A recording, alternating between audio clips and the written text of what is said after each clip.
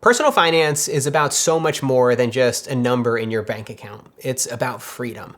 When you're not on top of your money, it can be suffocating. It can be difficult to make decisions that move you towards the life that you want to live when you're operating from a place of fear and scarcity. And so if you're ready to turn things around and to kickstart your personal finance journey, you're in the right place. In this lesson, I'm going to start off by giving you some basic personal finance lessons.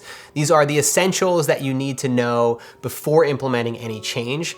And then I'm going to leave you with some simple habits to help set you off in the right direction. Most financial experts on TV try to make things sound really confusing for two main reasons. One, to make them look really smart, and two, to make you feel like you're an idiot and like you need their advice. But most of them are just selling bullshit. It's really not all that complicated. So let's start with the 3 simple personal finance principles everyone needs to master to get on top of their money problems. 1, save more than you spend. This sounds so obvious, but it has to be said. The most basic principle of personal finance is that you need to save more money than you spend every month. So if you're currently racking up credit card bills, you need to figure out how to cut back on your spending, even if that means moving back home with mom and dad for a little bit. 2, never make purchases on a credit card if you don't have the cash. Some financial experts swear off credit cards completely, and if you're prone to credit card debt and compulsive spending, then that's probably a good idea. But if you can trust yourself with a credit card, there's no harm in getting some of the points for free travel. But you have to shift your mindset from thinking about credit cards as free money. Pay off your credit card in full every month and never put a purchase on a credit card if you don't have the money in your checking account. And 3, invest in yourself and your skills. I probably don't need to tell you this because you've already invested in yourself by buying this course, but continuing to educate yourself and investing in skills that can eventually make you more money is absolutely vital to getting on top of your personal finances.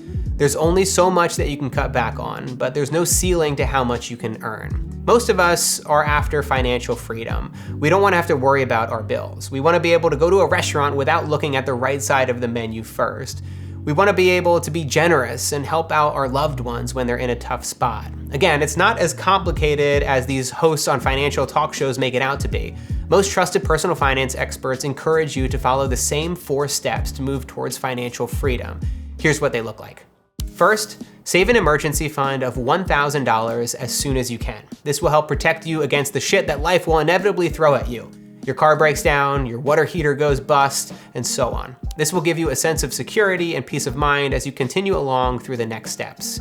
And it means that you won't have to break into your savings or ask a friend or family member for money if things hit the fan. Next, pay off all of your debt as soon as you can. That includes credit cards, school loans, car loans, and personal debts. Many sources of debt have sky-high interest rates, so the longer you leave it, the less manageable it gets.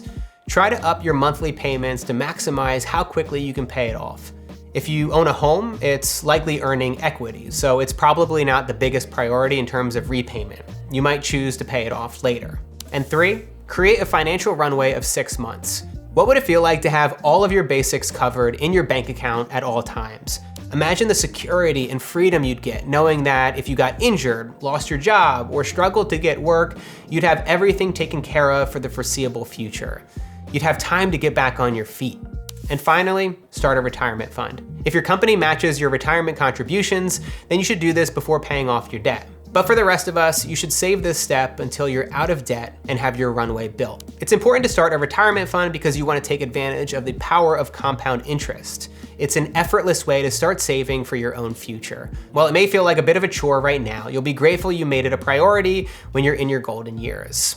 These are all of the big milestones that you need to work through as you go from financially lost to financially free. But in order to make progress, you need to build some simple habits for your personal finances. And one of the first things that you should do is track your finances. You don't need to track every last cent, but if you want to make headway towards your personal finance goals, you've got to track your progress along the way. One of the first things I did when paying off my debt was to pull together the total amounts, monthly payments, and interest rates for each of my loans into a spreadsheet.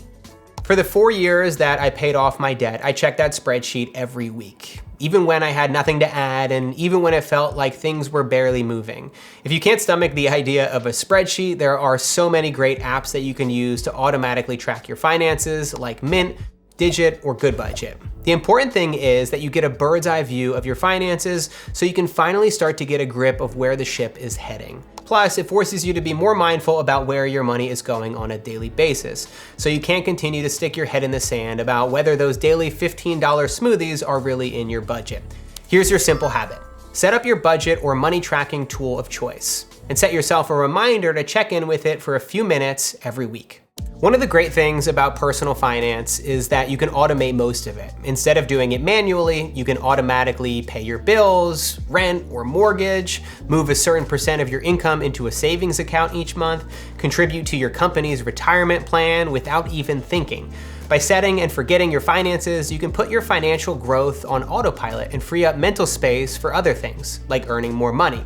Here's your simple habit. Do an audit of your finances and find all the ways you can set things up so you don't actually have to rely on your brain to remember to pay your bills or save for the future.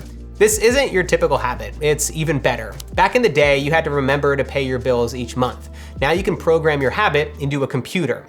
What's important to note here is that this often isn't a one and done type of task. There's inevitably going to be transactions that come up that you've forgotten to automate, so you need to regularly look at your finances to make sure that you're staying on top of them. You might even want to set a quarterly check-in in your calendar to review all your personal finances to make sure you're working towards your goals. If there's one person who knows a thing or two about money, it's Jay-Z.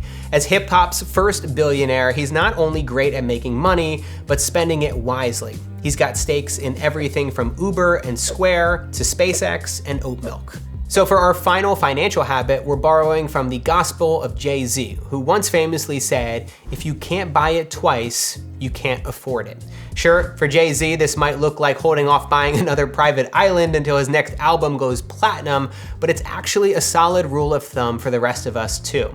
Once you've started paying off your debts, creating a financial safety net, and putting your finances on autopilot, you might find yourself with a little extra spending money left over to play with. So how do you know when it's a good idea to grab that new pair of sneakers you've been eyeing or when to hold on to your cash? The buy it twice rule gives you a simple decision-making framework to work with. If you have double the amount of spending money, note that spending money, not savings, in your bank account than the item costs, and you have all your other expenses covered, then go for it. But if you don't, it's probably best to resist the temptation for now and either save up a little bit more in the future when you can comfortably afford it, or forget it even exists. It's a great strategy if you're prone to impulsive spending, as it helps eliminate some of the deliberation around, can I really afford this? Here's your simple habit. Every time you're about to spend money on something that isn't a fixed expense, ask yourself, can I afford it twice? If not, leave it in your cart and come back to it later when you can, if you even still want it at that point. And now we've come to your big moment. While I'm sure that you'd love nothing more than to tackle all of these changes at once, it's important to get really focused. So open up your workbook to exercise 4 to pick the one habit that you're gonna stick with for the rest of the course. You can use one of the 3 that I mentioned in this lesson, or you can come up with something more tailored to your own personal finance goals. Use the checklist in the workbook to pressure test your habit to make sure it's easy, specific, and intentional. Putting your habit down into writing is really simple. It might even seem trivial, but trust me, it's an incredibly powerful step and one that you won't regret.